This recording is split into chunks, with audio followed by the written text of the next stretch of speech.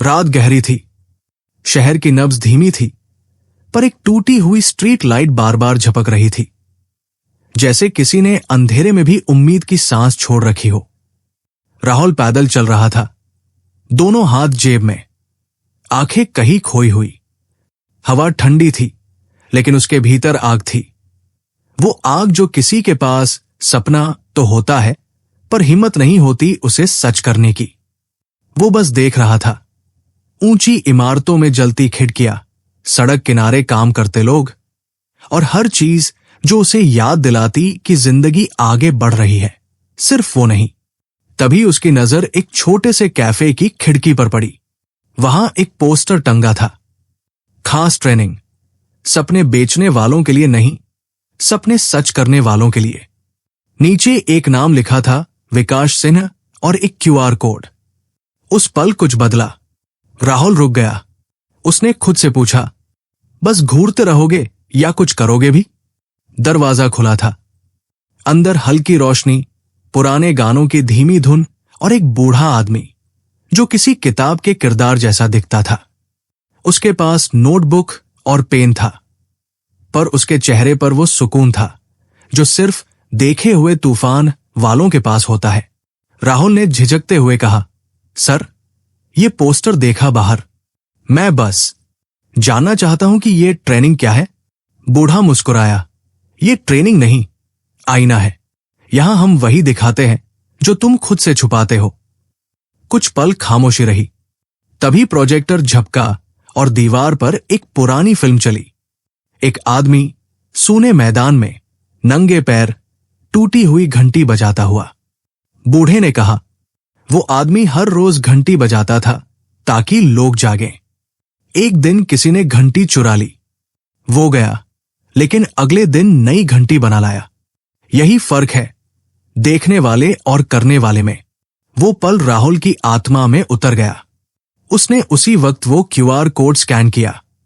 अगली सुबह उसे ईमेल मिला, welcome to action, 21 days challenge. पहला दिन, डर, आलस और शुरुआत। सुबह 5:30। चैलेंज के पहले दिन 3 टास्क थे। एक रोज स्टार्ट स्किल लर्निंग, 2 हर दिन एक छोटा काम पूरा करना, 3 रात को खुद से बात करना। आज मैंने क्या सीखा? राहुल हंसा, ये सब तो मैं अकेले भी कर सकता हूं। पर असली फर्क सिस्टम में था। वहां उसके जैसे दर्जनों लोग थे जो डरते हुए भी कोशिश कर रहे थे। 3 दिन बाद पहला बड़ा टास्क आया, पब्लिक पिच, 60 सेकंड्स। हर किसी को अपनी कहानी और सपना बताना था। जब राहुल की बारी आई, उसके हाथ कांप रहे थे। वो बोला, मैंने जिंदगी में बहुत बार कोशिश की और हर बार खुद से हारा। आज यहां हूं क्योंकि मैं घूरते घूरते थक गया हूं। अब करना चाहता हूं। 60 सेकंड बाद हॉल में सन्नाटा था। फिर किसी ने ताली बजाई, फिर सबने। किसी ने कहा, तुम्हारे अंदर डर नहीं, आग है। उस दिन राहुल ने पहली बार महसूस किया, अगर तुम खुलते हो तो दुनिया भी तुम्हारे लिए खुल जाती है। 10वें दिन की रात कुछ अजीब हुआ। क्लास के बाद सब जा चुके थे, बस राहुल रुका था। अचानक उसे दिखा, उसका ब्रीफ केस गायब था। उसमें उसका आइडिया नोटबुक, ड्राइंग्स और एक प्रोजेक्ट प्लान था। उसका दिल बैठ गया। क्या किसी ने चुरा लिया या कोई जानबूझकर उसे रोकना चाहता है? वो बाहर दौड़ा। बारिश शुरू हो चुकी थी। सड़क के दूसरी ओर एक साया दिखा, कोई उसकी तरफ देख रहा था। राहुल ने सोचा, अब बस नहीं, घूरने का वक्त खत्म। वो भागा उस साये के पीछे। साया पुराने रेलवे ब्रिज की तरफ गया।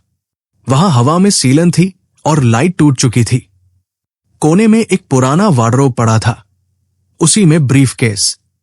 अंदर सब वैसा ही था, बस एक चिट्ठी जरूर रखी थी, तुम्हारा आइडिया कीमती है, पर सवाल यह है, क्या तुम उसे बेचोगे या उससे दुनिया बदलोगे?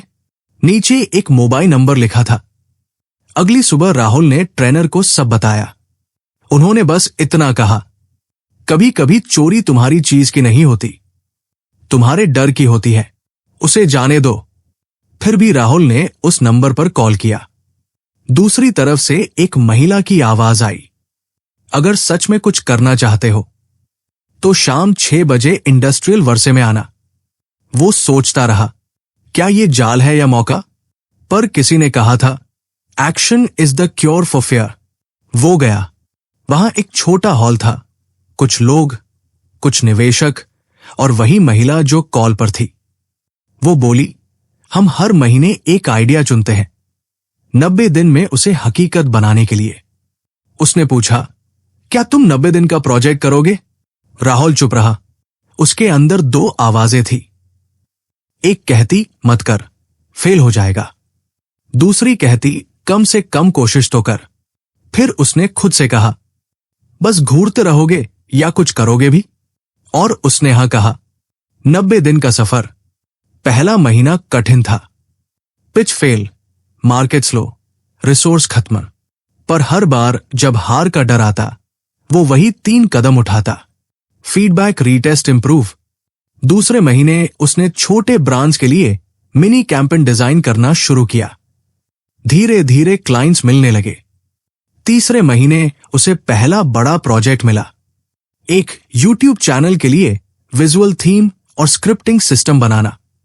वो हफ्ते भर काम करता रहा, नींद कम, मेहनत ज्यादा। और जब रिजल्ट आया, चैनल की ग्रोथ 40% बढ़ गई। उसे पहली बार पेमेंट नहीं, संतोष मिला। 1 साल बाद वही कैफे, वही बूढ़ा, वही पोस्टर, सपने सच करने वालों के लिए। इस बार दरवाजा राहुल ने खोला। वो अब एक छोटा स्टूडियो चला रहा था। लोग आते, अपने सपनों की बात करते और वो उन्हें वही सवाल पूछता, बस घूरते रहोगे या कुछ करोगे भी? वो बूढ़ा मुस्कुराया, लगता है अब घंटी किसी और के हाथ में है। राहुल बोला, हां, पर अब ये घंटी रुकेगी नहीं। कहानी खत्म नहीं, शुरू होती है। उस रात राहुल ने अपनी कहानी पर एक वीडियो बनाया। टाइटल था, बस घूरते रहोगे या कुछ करोगे भी। वीडियो अपलोड हुआ। कुछ ही दिनों में हजारों व्यूज आए। कमेंट्स में लोग लिखते, भाई, आपने वही कहा जो हम महसूस करते हैं। मैंने आज ही पहला कदम उठाया। राहुल समझ गया, उसका असली मकसद पैसा नहीं, प्रेरणा देना है। उसका संघर्ष अब दूसरों की कहानी बन रहा था। आखिरी संदेश, हर कोई राहुल नहीं है, पर हर किसी में एक राहुल छुपा है, जो सालों से अपने सपनों को बस देख रहा है, जो सोचता है कि एक दिन सही वक्त आएगा।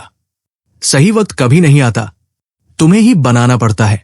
तो आज खुद से पूछो, क्या तुम बस देखोगे या एक छोटा कदम उठाओगे? क्योंकि घूरने वाले देखे जाते हैं और करने वाले याद रखे जाते हैं।